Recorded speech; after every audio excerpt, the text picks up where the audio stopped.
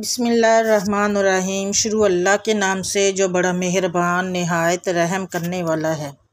अस्सलाम वालेकुम रहमतुल्लाहि व बरकातहू। नाज़रीन कराम, आज एक छोटी सी आयत कुरान पाक की फ़ाबी अय्यि अलाई रब्बी कुमा तुकज़्ज़िबान सूरह रहमान की ये आयत मुबारक है और इसको आपने किस तरह से करना है वो मैं आपको थोड़ा आगे चल के बताती हूँ। एक बात मैं बता दूं कि जिस मकसद के लिए आप करेंगे, जिस हाजत के लिए आप इसको करेंगे, बहुत ही आज़मूदा और मुजरब है।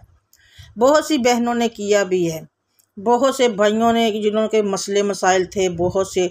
अगर आपको फील हो रहा है, महसूस हो रहा है किसी ने काला जादू किया है, कोई जन्नात का असर है, कोई कुछ भी है, उसके लिए आप इस अमल को कर सकते हैं। कोई बंदिश है, अगर आपको पता है, किसी भी चीज़ में, कारोबार पे भी हो जाती है बंदिश, रिश्तों पे भी हो जाती हैं, और भी बहुत सी ऐसी चीज़ें हैं जिसके पे बंदिश हो जाती है। मसलन लोग करवा देते हैं तो वो हो जाती है, उसके लिए भी आप इस अमल को कर सकते हैं। रिज़्क़ में इजाफे के लिए आप इस अमल को कर सकते हैं। उसके अलावा नाज़रीन कराम, रिज़्क़ और अगर कोई बहन बांझपन का शिकार है, उसके औलाद नहीं हो रही, तो वो भी इस अमल को कर सकती है। और बेटियां हैं, बेटे नहीं हैं और बेटा लेना चाहती हैं, तो उस अमल के लिए भी आप इस अमल को कर सकती हैं। मतलब कि आपने जिस भी मकसद, जिस भी हाजत के लिए इस अमल को करना है, इंशाअल्लाह ताला आपकी वो हाजत पूरी हो जाएगी। ये जो अमल है, ये आपने नॉर्मली किस तरह से करना है, एक नीले धागे पे करना है। नीले धागे पे जब आप इस अमल को करेंगी और जिस तरह से मैं बताऊंगी वैसे करेंगी, तो इंशाल्लाह मैं आप लोगों को 100% गारंटी देती हूँ कि आपका जो मकसद है, जो भी मकसद है, जो भी हाजत है, जैसे ही आप इस अमल को करेंगे, इंशाल्लाह ताला आपकी वो मकसद, वो हाजत, वो ख्वाहिश इंशाल्लाह से पूरी हो जाएगी। नाज़रीन अकराम, बहुत से बहनें बहुत से वज़ाइफ कर कर के थक चुकी होती हैं अपने मसले मसाइल के लिए, लेकिन उनके मसले हल नहीं होते, उनकी प्रॉब्लम्स हल नहीं होती, उनकी मुश्किलात कम नहीं होती। तो एक बात मैं यहाँ पे कहना चाहती हूँ, वज़ाइफ करती हैं, उसके साथ साथ आपको नमाज की पाबंदी भी करनी होती है। जब तक आप लोग नमाज की पाबंदी नहीं करेंगे, उस वक़्त तक वज़ाइफ भी आप पर जब आप नमाज की पाबंदी नहीं ना करते, तो उस वक़्त वज़ाइफ भी वहाँ पे कोई असर नहीं करते। इसलिए मेरी बहनों और बेटियों से गुजारिश है कि जब भी कोई वजीफ़ा करें, आपको नमाज और नमाज से कुरान का पाबंद होना ज़रूरी होता है। 5 वक्त की नमाज अदा कर लिया करें। अगर अल्लाह ने आप लोगों को आँख खोल दी है तहज्जुद के टाइम, तो वो भी ज़रा पढ़ लिया करें। तो इंशाअल्लाह ताला फिर मुझे बताइएगा, कोई अमल करेंगे, कोई वजीफ़ा करेंगे, फिर बताइएगा कि कैसे अल्लाह ताला कैसे नहीं वो कबूल करता। इंशाअल्लाह आपका वो अमल और वो वजीफ़ा जैसे ही आप करेंगे, आपकी जिस मकसद के लिए, जिस हाजत के लिए आप करेंगे, इंशाअल्लाह ताला वो कबूल होगी। बहुत सी बहनें कहती हैं जी हम लोग तो हर वजीफ़े करते हैं, वजीफ़ों में असर नहीं होता, ये होता है। ऐसे नहीं, हम नमाज कुरान पढ़ते नहीं हैं, हम वजीफ़ा करने बैठ जाते हैं, तो हम लोग अल्लाह से क्या उम्मीद लगाते हैं? अल्लाह ने सिर्फ हम पे नमाज फ़र्ज़ की है। हम नमाज ही नहीं पढ़ेंगे तो वज़ाइफ करने से कभी असर नहीं होता। कोशिश किया करें, जो भी मेरी बहनें हैं, नमाज की पाबंदी करके उस वज़ाइफ को किया करें। आज का जो अमल है, आप जिस मकसद के लिए, अगर मेरी किसी भी बहन बेटी के रिश्तों में बंदिश आ रही है, रुकावट आ रही है, नहीं हो रहा है, तो वो मेरी बहन या बेटी इस अमल को करे। अगर मेरे भाई के किसी के कारोबार में रुकावट आ रही है, बंदिश है, मसलन के कारोबार चल नहीं रहा, तो वो खुद कर ले या उनकी फैमिली में से कोई कर ले, उसके लिए भी ये अमल बहुत आज़मुदा है। बाकी और भी जिस मकसद के लिए, मतलब कि मेरे कहने का मतलब ये है कि आप जिस मकसद, जिस हाजत के लिए इस अमल को करेंगे, इंशाअल्लाह ताला आपका वो मकसद भी पूरा होगा और वो आपकी हाजत भी पूरी होगी। अब मैं आप लोगों को थोड़ा सा बता दूं कि आपने इस अमल को करना क्या है। नीले धागे पे करना है। नीला धागा आप कोई सा भी ले सकते हैं, लेकिन बारीक नहीं होना चाहिए। धागा बारीक नहीं होना चाहिए, थोड़ा मोटा होना चाहिए, थोड़ा मोटा। वो ऊनी धागा भी हो सकता है, वो एक होता है ना जिससे रज़ाइयाँ वगैरह हम लोग लगाते हैं, वो भी हो सकता है, लेकिन धागा मोटा थोड़ा होना चाहिए, बारीक नहीं। नलकी वाला धागा नहीं, मोटा थोड़ा सा हो धागा, उस पर आपने ये अमल करना है। और जिस तरीके से मैं बताऊंगी, आपने उस अमल को ऐसे ही करना है। फिर मुझे बताइएगा आप लोगों को मैं गारंटी देती हूँ कि जब आप ये अमल करेंगे तो इंशाल्लाह 100% आपको कामयाबी मिलेगी। क्योंकि जिसको ये मैंने बताया, मैंने पढ़ा था और जब बताया तो उन्होंने, मेरी बहनों ने किया तो उन्होंने बताया कि जैसे ही हम लोगों ने ये अमल किया तो इंशाल्लाह ताला हमारी जो भी हाजत थी वो पूरी हुई है। बहुत आसान अमल है, ज़्यादा मुश्किल नहीं है। तो आप लोगों ने जब इस अमल को करना है, आप किसी भी नमाज के बाद कर सकते हैं, नमाज के बाद नहीं आपके पास अगर टाइम है तो आप बावज़ू होकर इस अमल को कर सकते हैं। अमल कैसे करना है, उस जब आप कॉपी ले लें, उस पर नोट कर लें। उससे पहले अगर आप मेरे चैनल पर नए हैं और अभी तक मेरे चैनल को सब्सक्राइब नहीं किया तो जल्दी जल्दी से सब्सक्राइब कर लें और साथ लगे बेल आइकन को ज़रूर प्रेस कीजिएगा। छोटे छोटे वज़ाइफ बताती रहती हूँ, कुरानी आयत होती हैं, अल्लाह ताला के सफ़ाती नामों के होते हैं, छोटी छोटी जो कुरान में आयतें हैं उनकी फजीलत, फ़वाइद और सारा कुछ ये बताती हूँ। तो आप लोग कोशिश किया करें कि कॉपी पे नोट कर लिया करें। उसके बाद आप उस अमल को कभी भी कर सकते हैं। जिस तरीके से बताया जाए वैसे ही नोट कर लिया करें तो आपको फ़ायदा हो जाएगा। अमल ये है कि आपने नीला रंग का धागा ले लेना है। धागा बारीक ना हो बल्कि मोटा हो, वही मैंने आपको बताया, थोड़ा सा मोटा होना चाहिए, वो बारीक नलकी वाला नहीं होना चाहिए। उस पर आपने सूरह रहमान की एक आयत है, फ़बी अला रब्बी कुमा तुकज़्ज़िबान, इसको पढ़ना है। किस तरह से पढ़ना है ज़रा वो आप पूछ लीजिएगा। पहुँच जाएंगे तो जब आप फ़बी अला रब्बी कुमा तुकज़्ज़िबान पर सूरह रहमान, जब आपने नमाज के बाद नहीं ना अगर आपने करना तो अलग से करना है, या नमाज के बाद भी करना है तो उसके बाद आपने सूरह रहमान पढ़नी है। सूरह रहमान पढ़नी है, साथ में एक धागा रख लेना है आप लोगों ने, ठीक है। अब सूरह रहमान आपने शुरू से करना। जब पहली बार आएगा फ़बी अला रब्बी कुमा तुकज़्ज़िबान पर जब आप पहुंच जाएं तो आपने धागे पर एक गिरा लगा देनी है, एक गांठ दे देनी है, मसलन गिरा लगा देनी है उस पर, ऐसे जैसे गांठ देते हैं वो कर देना है। और साथ में अल्लाह ताला से वादा करना है कि अल्लाह ताला मेरा ये मकसद हल हो जाए, मेरा ये जो मकसद के जिस हाजत के लिए मैं ये कर रही हूँ या कर रहा हूँ वो हाजत पूरी हो जाए।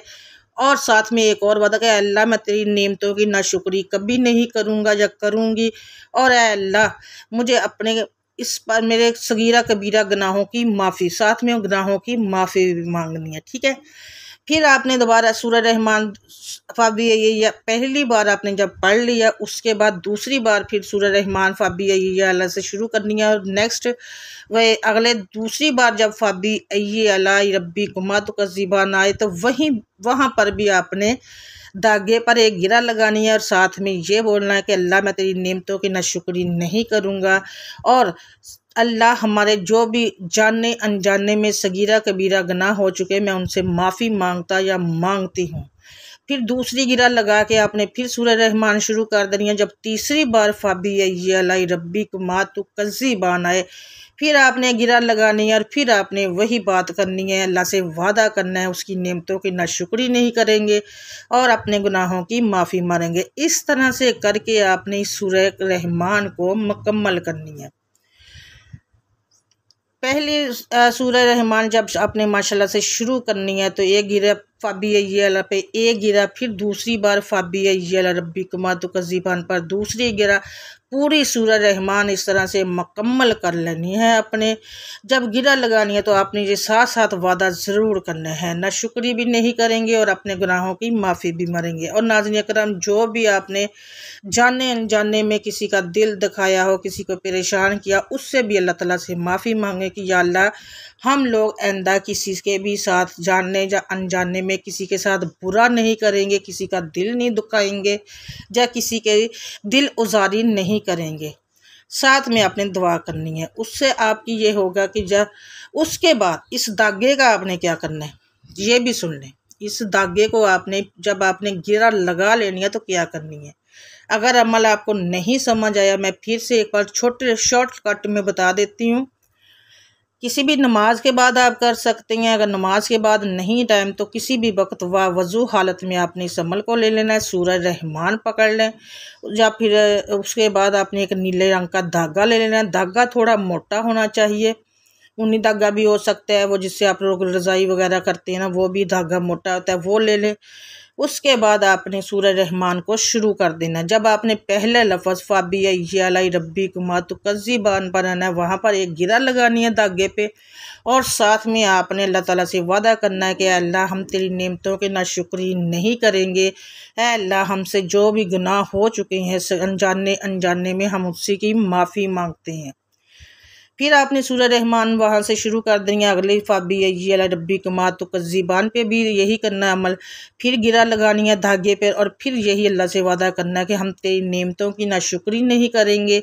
और उसके बाद फिर अल्लाह ताला से हम लोगों ने अपने गुनाहों की माफ़ी मांगनी है और तौबा करनी है, और आइंदा वो अमल या गुनाह करने की ना हम लोगों ने अल्लाह ताला से वादा करना है। फिर आपने सूरह रहमान शुरू कर देनी है। जब तीसरी बार फ़ाबिय्यालाई रब्बिकुमा तुकज़्ज़िबान आए, फिर आपने उस धागे पर गिरा लगा देनी, तीसरी गिरा। फिर आपने अल्लाह ताला से वही वादा करना है। इस तरह से करके आपने सूरह रहमान मुकम्मल कर लेनी है।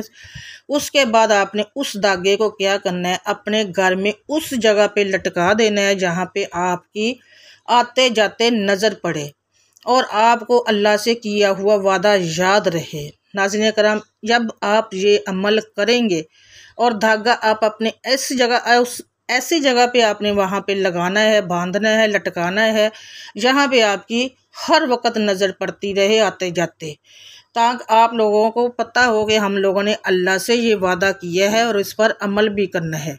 इस अमल के फ़ायदे इतने ज़्यादा हैं कि मैं जितने भी बयान करूँ वो कम है, लेकिन कुछ मैं बताए हैं, मैंने आपको बता दिया है। बंदिश ख़त्म होगी।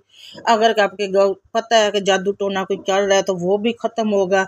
अगर कोई जन्नात वगैरह का मसला है जो तंग करते हैं वो भी ख़त्म होगा। रिश्तों में बंदिश वो ख़त्म होगी। कारोबार में बंदिश वो ख़त्म होगी। अगर मेरी किसी बहन को बांझपन है और अथरा की कोई बीमारी है तो वो ख़त्म होगी। और उसके बाद नाज़रीन करम, अगर मेरी किसी बहन या बेटी के यहाँ बेटियाँ ही हैं और वो चाहती है कि उसके यहाँ अल्लाह ताला उनको बेटा औलादे नरीना दे, तो इंशाअल्लाह ताला इस अमल के साथ अल्लाह ताला उनको औलादे नरीना भी देगा। इतना पावरफुल अमल है, इतना आजमुदा अमल है कि आप लोग जब ये करेंगे आप लोग खुद अपनी आँखों से इस अमल की ताकत को देखेंगे, पावर को देखेंगे। इतना आजमुदा और पावरफुल अमल है।